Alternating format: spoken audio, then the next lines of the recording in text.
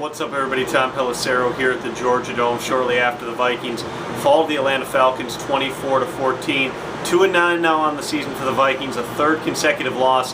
But this one came about a little bit differently than the way the Vikings had lost at Green Bay and then last week at home against Oakland. Really, they got beat. They didn't turn the football over. Christian Ponder, no interceptions. They didn't have any lost fumbles. They actually recovered a key fumble, Ryan D'Imperio falling on a ball after shoving someone into a blocked punt, or a bouncy punt rather, in the second half, setting up a touchdown. They made some of those plays. Penalties didn't kill them. They took 6 for 49 yards, I believe it was. They didn't have those sorts of mental miscues that damned them over and over again. But basically, they just didn't play well. And the Falcons made the plays that they needed to win the game. 17-0 at halftime is not going to cut it. The Vikings got gashed on the ground in the first half. They couldn't get any sort of rhythm going offensively. It was very obvious the Falcons seemed to just be all over the route combinations the Vikings were trying to run, and why not?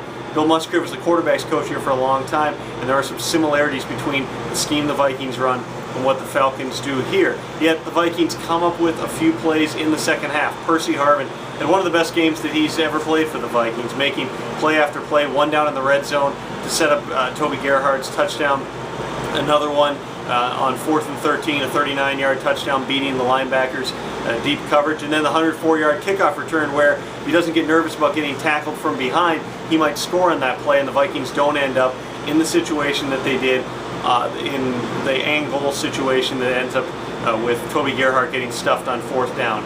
I have two different thoughts on the sequence that ended up with Toby Gerhart getting stuffed and the decision by Leslie Frazier to go for it. Frazier already threw himself on the cross and said it was my fault. He let emotion get the best of him in that situation. He was thinking about getting a touchdown there, getting the ball back, then driving for a touchdown to win the game.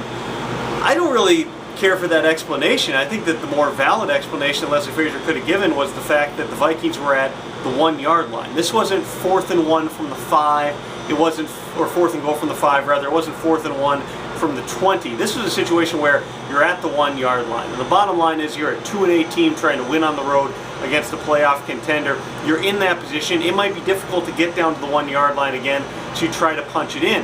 What I think is strange is the call in that situation. You're going to run a relatively slow developing gap scheme type of a play where you've got a double team block on the 3 technique, you've got Visante Shanko blocking down, and you're basically hoping that the linebacker is not going to fire up quickly enough that the right guard is pulling. Joe Berger can't get to him. Well, what happens? Weatherspoon comes right off the ball and hits Toby Gerhart 5 yards in the backfield before Berger has any chance of getting over there. Visante Shanko doesn't have any time to adjust his block, and the play fails. I could have seen a quick hitting play again inside because Percy Harvin had been making up some ground. Maybe he crosses the goal line on 3rd down. He tried to get coaches to challenge that play. They didn't have any communication from upstairs indicating that it was worth challenging that play.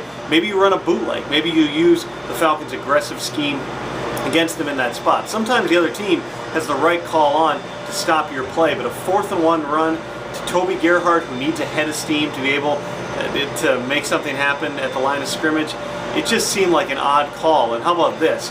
Bill Musgrave, in my opinion, and based on everybody I've talked to within the organization, will be the offensive coordinator here next year and probably beyond unless everybody gets cleaned out. They like the work he's doing with Christian Ponder. But if you look at the two of the defining moments, or two of the memorable moments, I should say, because there's plenty of defining moments, two of the memorable moments in Bill Musgrave's first season, they're both 4th down runs where you need a yard and you give the ball to Toby Gerhart and he falls short. The play against Detroit, you've got Adrian Peterson on the field. You try to catch the defense, not looking for something. Toby Gerhart goes to the backside. Dominican Sue caves in Anthony Herrera. The play goes nowhere. In this one, no chance. Toby Gerhart referred to it as a dead play the moment the Weatherspoon is coming off that edge. Well, if you see that look and if you think that the Sam backer is going to come free, you're not going to be able to account for him, call a timeout.